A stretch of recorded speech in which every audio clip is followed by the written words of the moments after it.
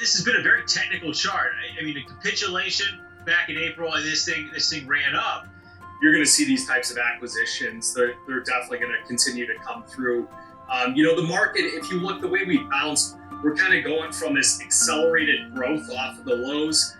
We're starting to see a bounce in inflation. Yeah, I don't think the weekend weather was enough to really encourage additional short covering from the funds who, as of Friday's commitment to traders report, still have a net short position of about 134,000 contracts. We were kind of looking for the market to fill that gap on a technical basis in that December corn contract, 342 to 344, but we just weren't able to get up there. But I do think gold can get 1900, 19 and a quarter here through this wave into August, September, maybe a little bit of peak, and then sometime later this year, December or January next year, I do think 2,000 plus is in the cards. You have to pay attention to those seasonals, and really, as Scott noted, the market coming a little overbought. I do think the RSI has room. The RSI, all commodities in like crude oil also are rising because of the decline in the U.S. dollar. So it's creating an inflationary period. Now, wrapping things up, the corn market, rather, it's a stick in the mud. There's just really not a whole lot to write home about.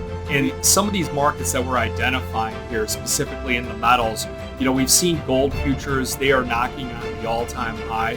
Silver is well below the all-time high.